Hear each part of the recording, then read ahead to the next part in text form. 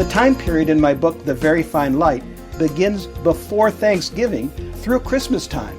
It's a timely gift for the friend looking for some Christmas spirit. Part 2 remembers my visiting Our Lady of Victory in Paris.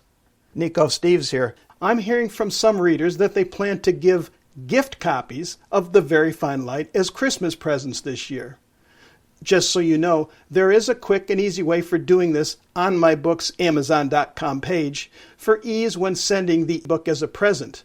Plus, it will get to them very quickly. For those of you who haven't heard about it before, the book is about Randy Sparks, a fun-loving village employee who is always in trouble for telling it like it is, and the pushback he faces from the mayor, who is hiding a secret. And when combined with the village's pending bankruptcy, well, it creates a volatile chemistry that will make sparks fly. No pun intended, Randy. As always, if you go to my website, sign up on the mailing list for my upcoming newsletters. Now, for part 2 of this podcast, the claim that the Virgin Mary is everywhere really caught me by surprise several years ago. It was a follow-up on a trip I made to Paris, when I wanted to find a particular church where the Virgin Mary is said to have been instrumental in numerous encounters with pilgrims over the years, including the Little Flower, Saint Therese of Lisieux. This was not the location of the miraculous medal, which is at Rue de Bac, although I did visit there while in Paris on the same trip. But no, this podcast is about Our Lady of Victory. After a long flight overseas, I settled into my hotel in Paris, only to realize the midweek afternoon was rapidly slipping by.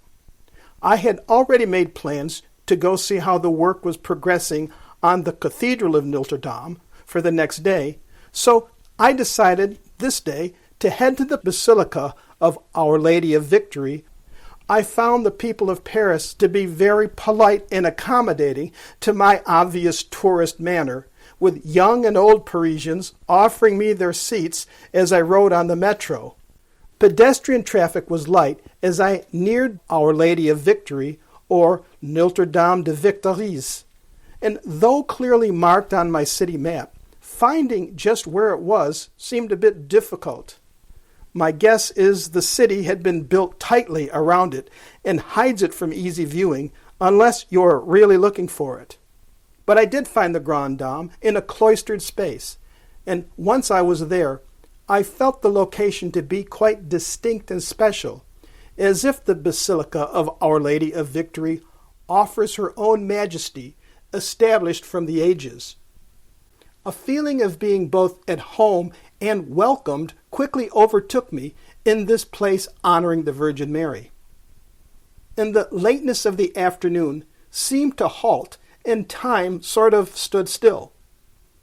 Notre Dame de Victory appears stately on the outside, but the inside reveals a magnificent sanctuary with vaulted ceiling arches.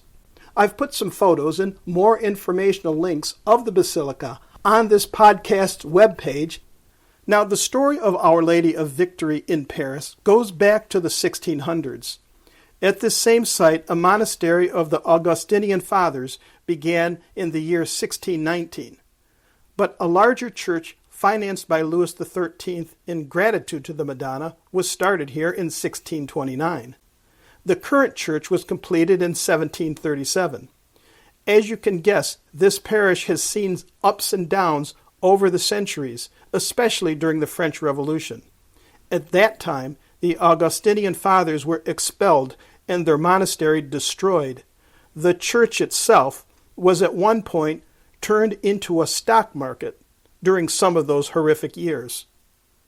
In spite of it all, this church of Notre Dame de Victories was allowed to resume church duties after the year 1809.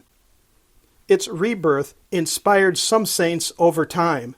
There was St. John Henry Newman and St. Teresa the Little Flower. She claimed a miraculous healing for an early illness while attending church there.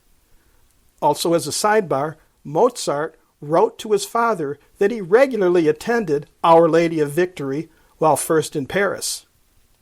However, the time immediately after 1809 was slow for the restarting of the parish. Enter Father Charles Desgenet. Father Desgenet was an energetic priest who led a unique pastoral course.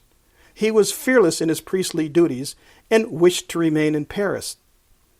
Resisting several prestigious appointments away from Paris, he accepted what at the time was considered the worst parish in Paris, Our Lady of Victory, where parishioners' attendance had withered due in part to corruption, among other challenges during the restart years. Though a man of seemingly endless energy, 4 long years went by and the good father had gotten nowhere. The priest was about to admit defeat until an early December Mass in 1836. According to Father Desgenet, he suddenly felt or heard the Virgin Mary's voice or the feeling of her wishes coming over him. The Virgin Mary's voice in his heart wanted him to consecrate the beleaguered parish to the most holy and immaculate Heart of Mary. His reports say the Virgin Mary provided him a, quote, instantaneous infusion, unquote, of activities that he should start at the church. He did as she asked and invited a few of his parishioners to bring others to the church to hear his plans. To his amazement, over 400 people living and working in the parish came to that first meeting. From then on, parish attendance grew and grew, and he created various missions based on the guidance from the Virgin Mary's vision, one of which was the establishment of devoted volunteers wearing a white scapula. At first they were called the Confraternity of Our Lady, Refuge of Sinners. Then, following the approval by Pope Gregory XVI just 2 short years later, this devotion to the Immaculate Heart of Mary that began at the Our Lady of Victory Church community expanded and grew, and by the year 1870, there were over 22 million devoted volunteers worldwide. But back in Paris, Father Desgenet shepherded the growing flock at Our Lady of Victory for over 2 more decades before passing on. While taking photos in the church and looking around, I had a feeling of peaceful welcoming and calm. But the beauty of the statue of Our Lady of Victory, as well as the numerous slate plaques on all the walls and ceiling, they're formerly known as ex voto offerings, these plaques positioned in every imaginable place within the sanctuary gave me the feeling that I was within the walls of a titan of history. Inspirational notes on these plaques from grateful pilgrims, many who received healings, many with the simple word merci and the date of the healing. One dated 1840 simply said, Merci ma mère. There are over 37,000 plaques inside Our Lady of Victory. Well, this is Nico Steves. I hope you enjoyed this installment. My book, The Very Fine Light, can be found using the title, The Very Fine Light, on Amazon.com. Please feel free to contact me at nicosteves.com. That's Nikos Steves, Steves.com. If you like this episode, and for more, share them with friends. Well, this is Nico Steves. Thank you. See you next time.